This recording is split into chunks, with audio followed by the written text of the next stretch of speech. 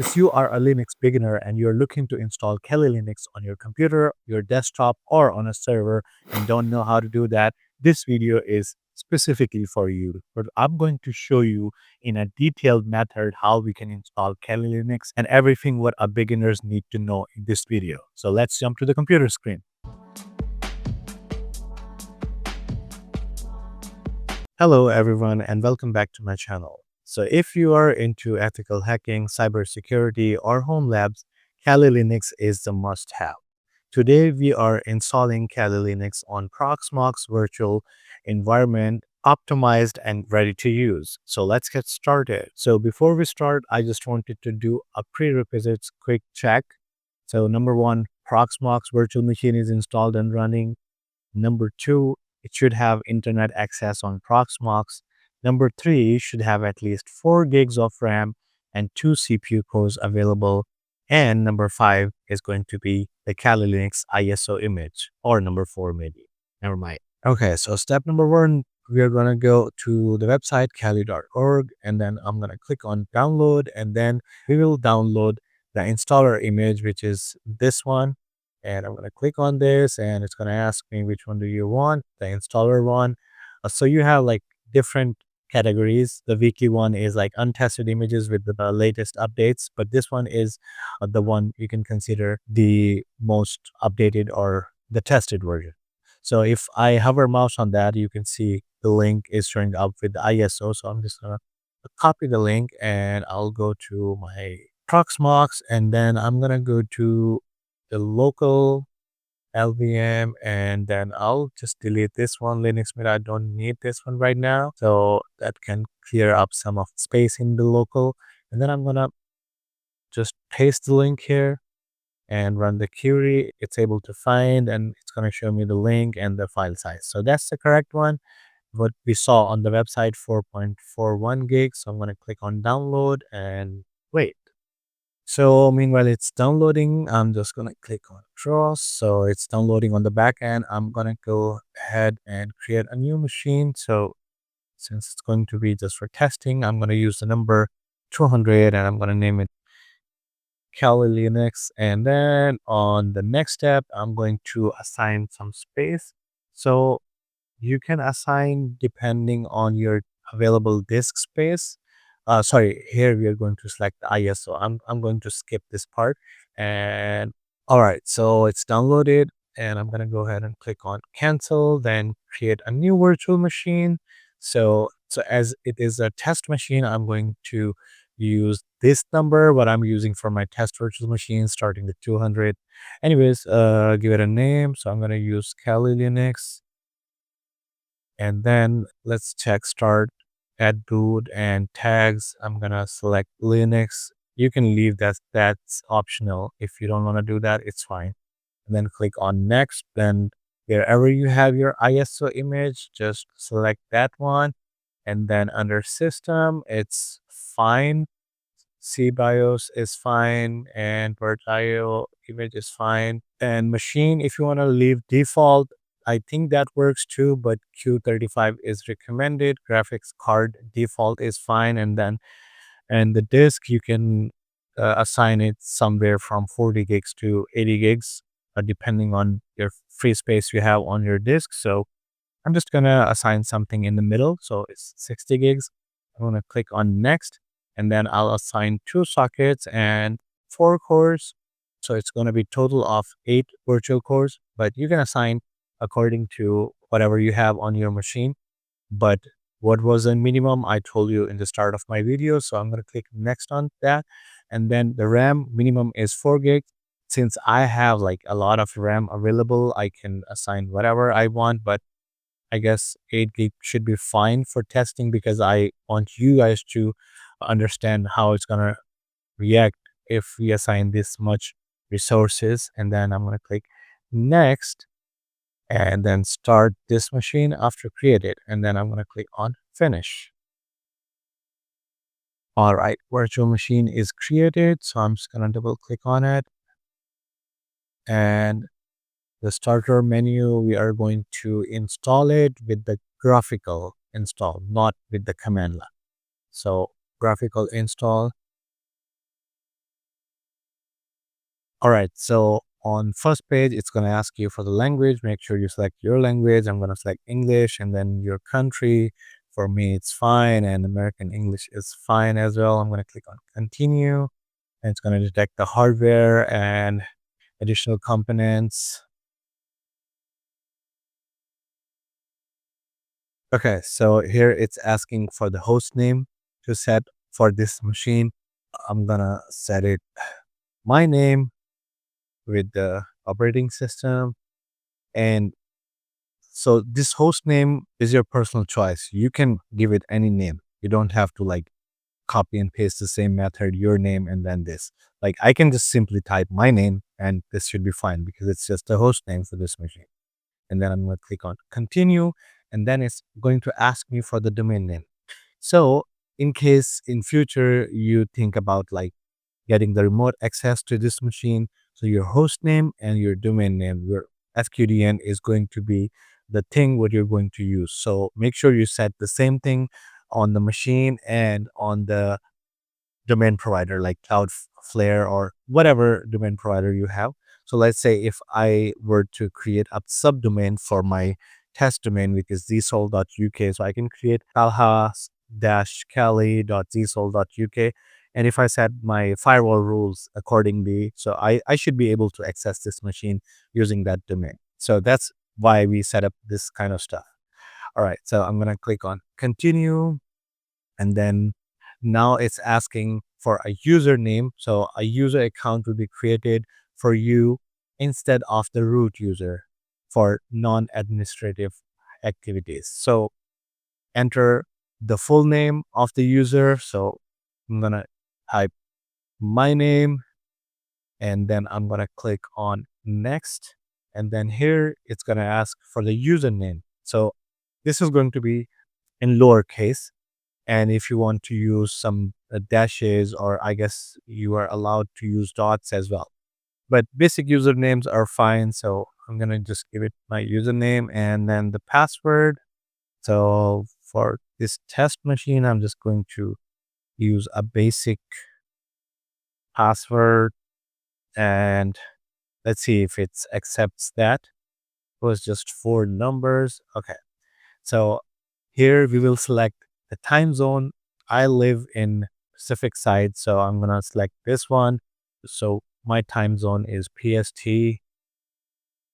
It's configuring the clock now, and then I guess it's going to be the last step for disk related stuff. Like if you want to do alongside or use the entire disk. So if you have seen my Ubuntu installation video, I have explained this everything like what is LVM, what is encrypted LVM, and if you want to do the manual partitioning, everything in that video. So I'm not going to repeat everything again because I just want to quickly finish this video for the installation of Kali Linux for the users who wants to learn how it works and what is Kali Linux and how to install it. So I'm gonna just use guided, use entire disk, and then I'm gonna click on continue. And then as I assigned this disk space, it's showing me a 64 something. And then I'm going to click on continue. And then it's going to ask all files in one partition, which is recommended for new users. But if you know about different directories like VAR, temp, home, you can do separate stuff. But again, it's for new users. So I'm just going to use all files in one partition. So everything like all the directories will be in one partition and it's going to create another partition for swap. If you understand swap, it's good. If you don't, then in simple words, I can say it's going to be a virtual RAM. So I'm going to click continue on that. And then it's going to confirm this is going to be like this. So partition was one is going to be ext4, which is the extension for, sorry, file system for Linux machines. And partition 5 is going to be for the swap. So confirm, right, the changes to the disk, yes, and then I'm going to click on continue, and it's going to partition the disk and install the operating system and copy all the files, blah, blah, blah. Okay, and the last step is going to be for the desktop environment. If you don't know anything about Linux desktop environment, then I will recommend you to go with genome, which is easy and mostly understandable, but depends if you have good resources on your machine. If you think you want something lightweight, then make sure to select XFCE. And then if you want something with the good graphics, smoother, faster, then KDE Plasma it is.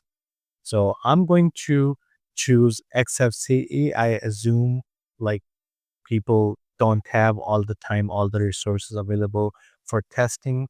So let's go with the most lightweighted one. And in future, if you want to add more, you can do that as well. So either this one or Genome are the options, but you can do both as well. So let's go with both one.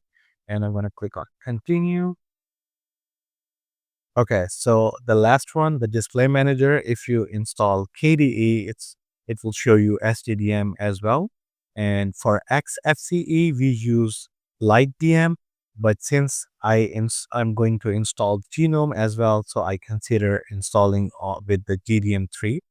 So I'm gonna just select GDM3 and click on continue.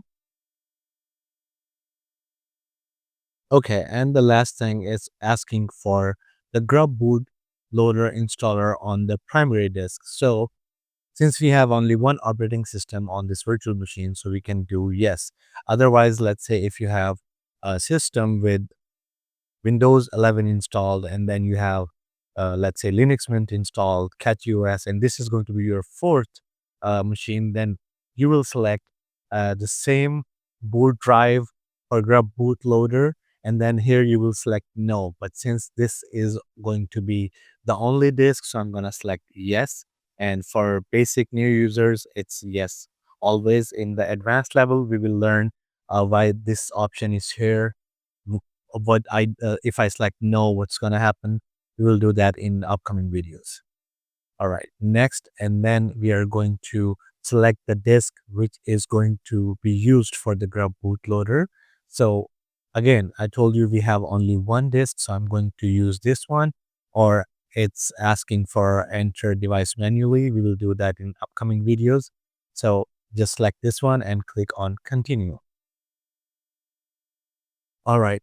Grub bootloader is installed and now it's just finishing the installation and it will be completed in a few seconds. All right, so the installation is completed and if I press continue, it's going to reboot and then it will load into the Kali Linux. Awesome. So this is the Grub bootloader and we only have one operating system, so it's going to boot from that. Okay, so here you can see it's showing me the user. If I click on that one, then it's going to ask me for the password. The password is set in the start, and it's showing me a few more options like network and volume and then power. I can like power down and I can select the Wi-Fi if I had the Wi-Fi, but this one is virtual machine, so it's just showing the wired option and then power.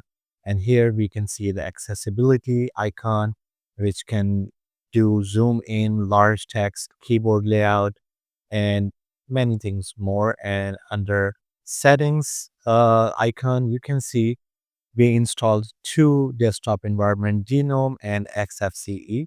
So we have XFCE X11 and VLAN both, and then we have Genome. So let's go with Genome first, and then I'll show you how X11 looks like. Okay, so let's type in the password.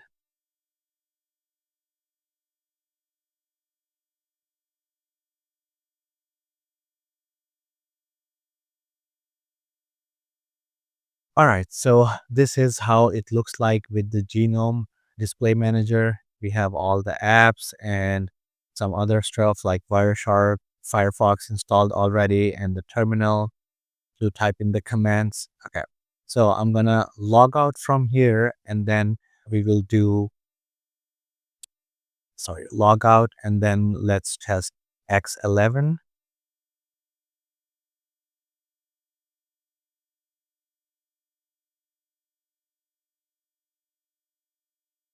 Okay, let's try X11 this time. So type in the password, hit enter. Oops, I guess the password was wrong. Again, just verify it's FCE session. And that's it. Kali Linux is now running perfectly fine on Proxmox. So this is the XFCE desktop environment you can see here. It's menu right here. It's just a different looking environment, the lightweight one. Here we have the terminal and the same thing, Firefox browser and file browser and other stuff. And the same style we have shutdown, restart, log out and stuff like that. Also the language option, which mostly I've seen on Mac OS. And that's it. If this video helped you, make sure you like and subscribe and comment if you want more tutorials like this. Thank you so much for watching. If this video helped, make sure to like the video and subscribe to my channel and comment if you want more tutorials on Kali Linux. And I'll see you in the next one. Bye bye.